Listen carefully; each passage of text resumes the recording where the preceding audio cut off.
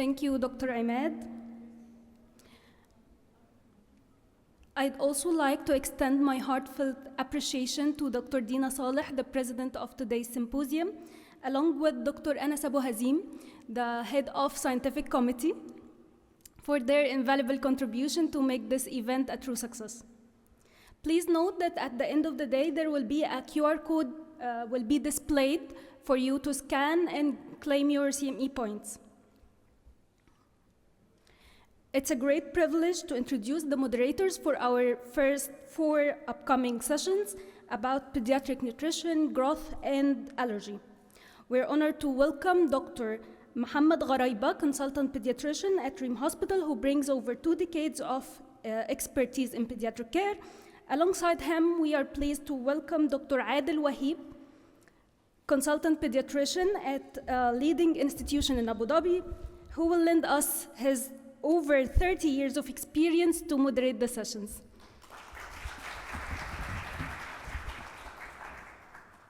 Good afternoon, everybody. I'm happy to be part of this conference, which is the first Reem Symposium in Pediatrics. It's my pleasure to introduce the first speaker, who is a well-known pediatrician in Abu Dhabi since maybe 2 decades, to talk about one of the most important and interesting subjects that every pediatrician deals with every day in his or her clinical practice. The subject will be about pediatric growth and failure to thrive. Please welcome Dr. Sameh Abdelazim.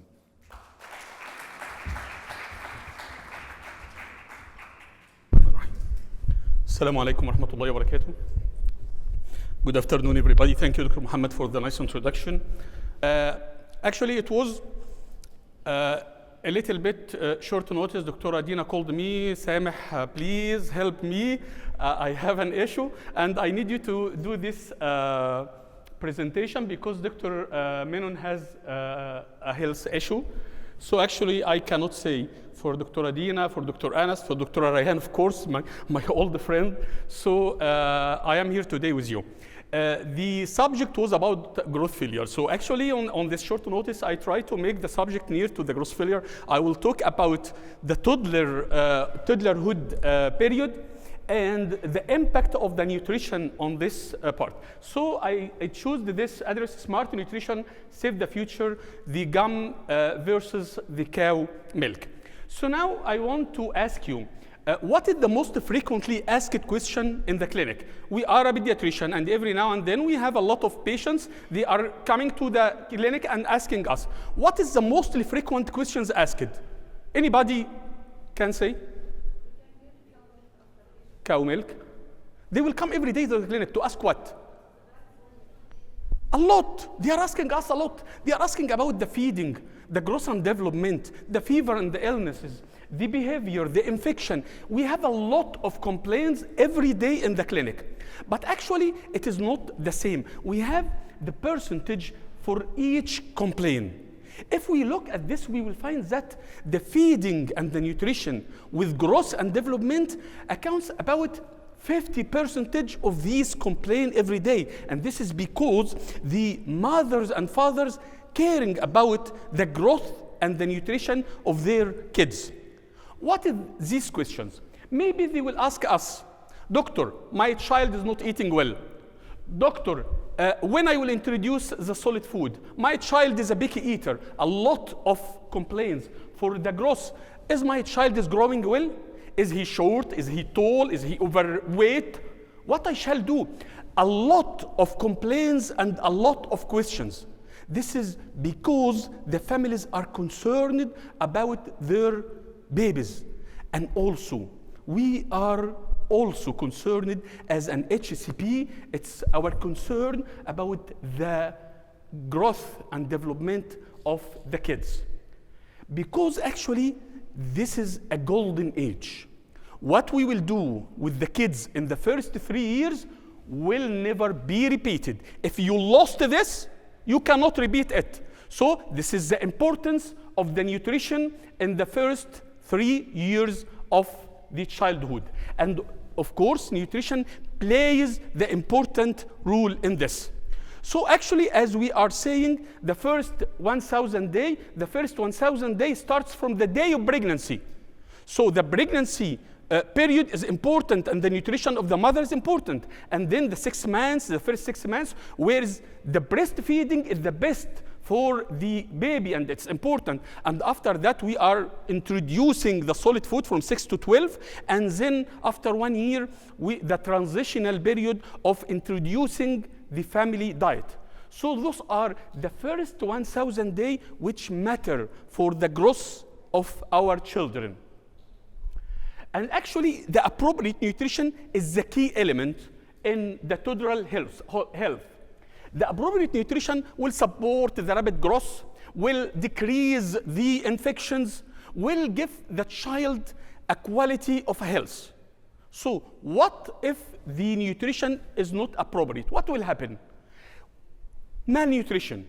This what will happen if the child is not eating well. And actually, this is an imbalance between the requirements of the child and the foods we are giving him. And actually, malnutrition can be undernutrition in the form of wasting, stunting, inadequate vitamins, obesity, a lot of forms of malnutrition. And undernutrition can present in 2 ways. It's either acute, which will manifest, the mother will come to you and tell you that child weight is not good. Or it will be chronic, which will cause stunting. And as we see, we can see a normal growth, we can see stunting, and we can see wasting. But there is something we cannot see. This is the hidden hunger. The hidden hunger is the signs of undernutrition is not showing itself because there is a deficiency of the vitamins, minerals, and the micronutrients. And actually, there is at least 1 of 2 children under 5 years of age suffers from hidden hunger, almost 50% of all children. And if we look at the WHO organization, they put some numbers, and they are terrifying, actually. If we look, we will find that 22% suffer from stunting, 5.6 obesity, 13.7 million wasting. A lot of numbers you can see that just showing us how is the prevalence of the undernutrition in the children under 5 years. And actually, near half of the deaths of the children under 5 years are due to malnutrition. This is to know how big is the problem. And if we look to the stunting in the globe, we will find that 40% of children who are suffering from stunting live in Africa, and more than 50% live in Asia.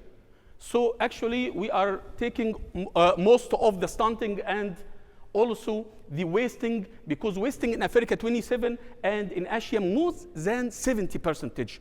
It is a real problem in our world. And the WHO put the triple burden of malnutrition, undernutrition, as we said, and overweight and obesity. And the third one was the micronutrient deficiency, which is the hidden hunger, as we said.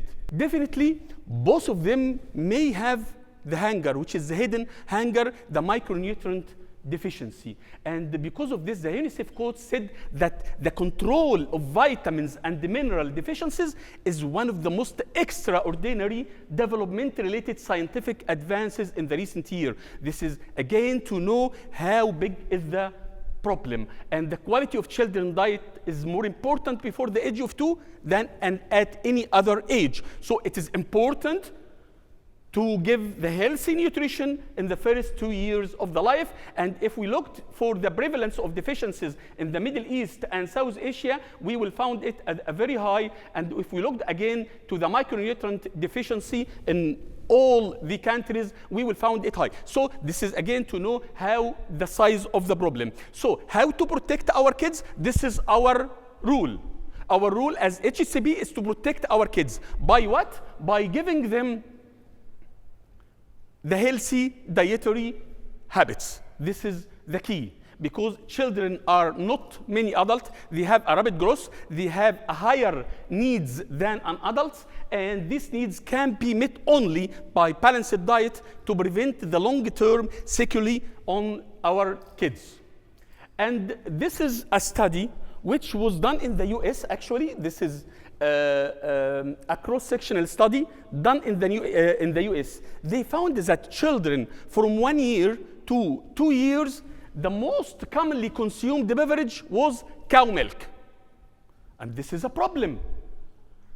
So let's have some fun about the cow milk. First of all, the facts about cow milk. Do you think, is it high in protein?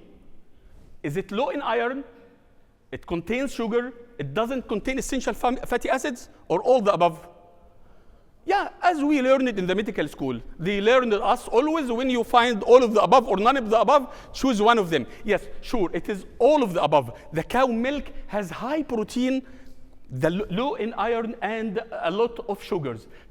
Do you think that the growing up milk, the formula, instead of cow milk, it is low in protein, high in iron, there is no sugar, contain essential fatty acids, rich in vitamin D, or all of the above? Again, I expose myself to you. Actually, again, it is all the above. So this is the difference between the cow milk, the raw cow milk, and the gross up formula. And actually, although they are allowing to use the cow milk after 1 year, but all the recommendation is saying that it is not enough to fulfill the requirements of the child. So they said, it's okay, you can give cow milk. And the mother are coming to me in the clinic telling me, Dr. Sameh, I started cow milk for my kid. This is wrong. I cannot say wrong. I am telling her it is allowed, but it is not favorable for the child.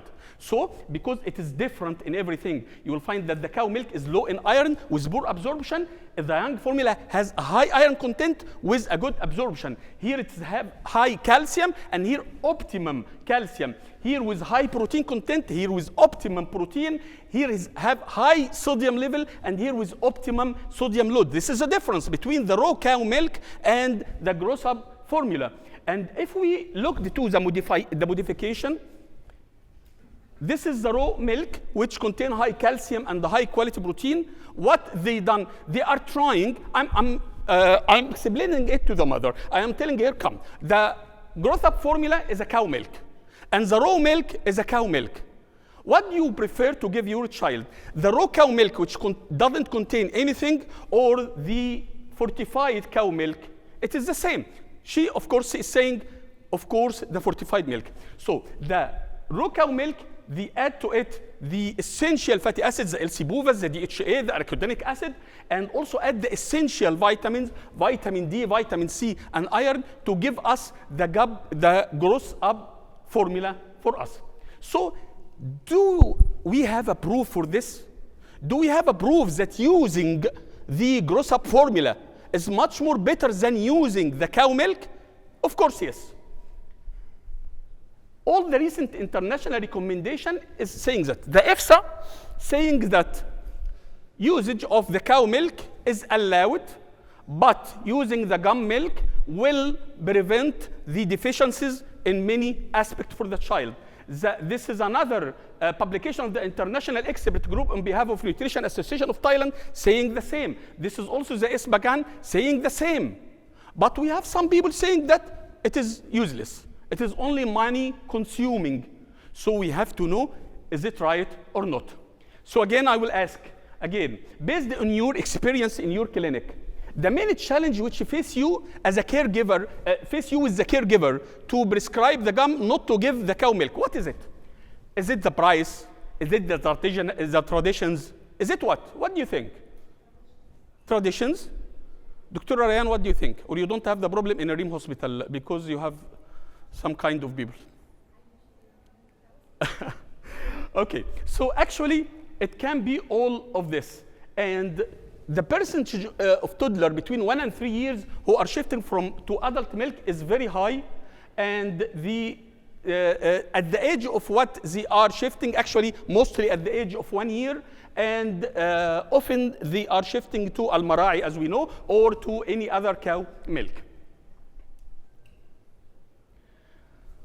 But we have to explain to them that the food component is composed of macronutrients and micronutrients, and the macronutrients is the carbohydrate, fat, and the protein, and this is the part which will drive the hunger when the child lack some of this, he will feel hunger and he will come to the mother and saying, Mom, I am hungry. But for those vitamins and minerals, those will not cause hungry, and this is a hidden hunger, as we said. So those we are talking about the quality, quantity, and here we are talking about the quality, because this nutrient with energy, and here there is no energy. So it is important to talk about each part in a hurry.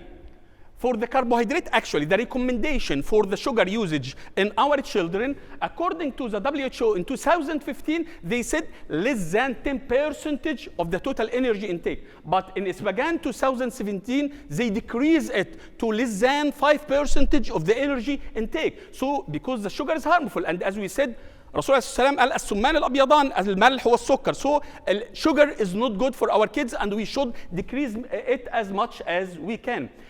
But carbohydrate is the body main source energy, and we have either simple carbs and complex carbs, and we are, as HCP, we always prefer the fibers or the complex carbs, because it will lead to decrease a lot of constipation, obesity, type 2 diabetes. It helps in many aspects. So 5 minutes only? Give me another 5 minutes. Okay, so it is important. About the fat, we do care about the important fat like the LC-POVAs, and it's important, and this is a study about comparing the children who took the breastfeeding and the children who took gross-up milk containing LC-POVA, and they found that those children have an IQ just closer to the babies who took the breastfeeding. So again, this is good. We are comparing with the breastfeeding. This is regarding the LC-POVAs.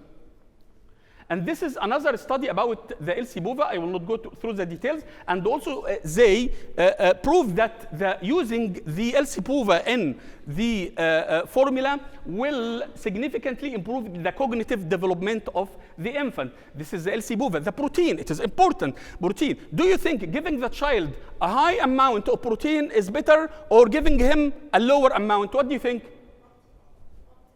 Optimum. Why? Because we have a cause. Actually, they look at the protein intake in Europe, and they found this is the requirements. The lower one is the requirements, and the higher one is the higher level. They found that most of the children are taking a high amount of proteins. And this study actually talking about the high protein, and it concluded that in the first 2 years of the life of children, if we give them a high protein intake, they will be exposed or having association of increased risk of being overweight. So this is importance of having a lot of protein, and this is a consensus done by the Middle East expert, and there is some doctors here in UAE share in it, and it also concluded that there is a strong influence between using the high amount of protein with obesity. And this is how the long-term use of high amount of protein can cause obesity, because it will increase the insulin releasing amino acid, increasing the insulin and the insulin growth factor 1, increasing the adipogenetic activity and early weight gain. This is the protein. So, and this also another study, it is a double-blind RCT about the usage of the formula infant, and they said again that using the gum fortified with those will preserve the iron status and improve the vitamin D status. And if we looked here, this is a study, and they compare children who use raw cow milk and children who use the gum. They found that there is increase in the iron status and decrease in the prevalence of iron deficiency anemia, and this was also regarding vitamin D. They found that vitamin D was preserved and the vitamin D deficiency was decreased. And vitamin D is important because vitamin D, they found that vitamin D is important for a lot of things. Vitamin D is important for the growth. Vitamin D is important for the cognitive functions. Vitamin D is important in every aspect of the child health. And also calcium is important, and vitamin D is a crucial element on putting the calcium inside the bones. And as we said, but sometimes if the calcium is much more higher, it can interact with iron, decreasing the absorption of iron. Sorry if I am fast, because Raf is saying to me like this. Okay, this is another study also studying the adequacy of the vitamins and the mineral levels in the child body if they are using the cow milk versus the gum. as we see, and I will move this fast again. What is the percentage of iron in food consumed of a toddler that is absorbed? The food he is eating, how much he is absorbing? Is it 25%, 35, 60? How much? Less than 25, and this is give us clue. Yani the food maybe will not be absorbed and the iron will not be absorbed.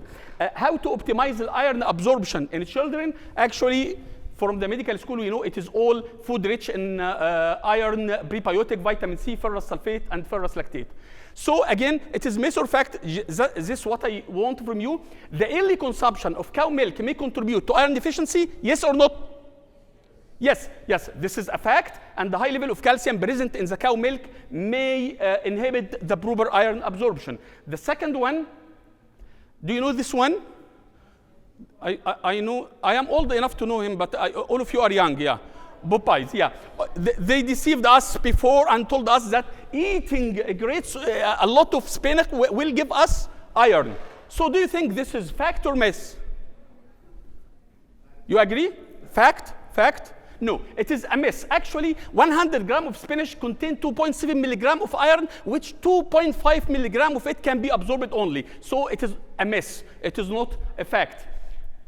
Micronutrient prevention is better than future cure, but the prevention is expensive. Yes or no? Yes? No.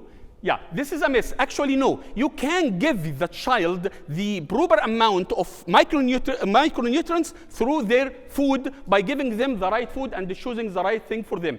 Dairy products don't influence cognitive development. Yes or no? No. Yes. It actually, the GUB or the gross up milk formula containing the LC-BUVAD and the iron and the vitamin D will help in improving the cognitive functions of our kids. A healthy gut influence a healthy mind and the body in your toddler. Yes or no? Yeah, mashallah, kullu no. Yes, it is right, because our microbiota shapes our life, and the gut microbiota will influence the gut brain, and we have to be sure to feed this microbiota by the prebiotics and by the good healthy food, which will help to increase the beneficial bacteria.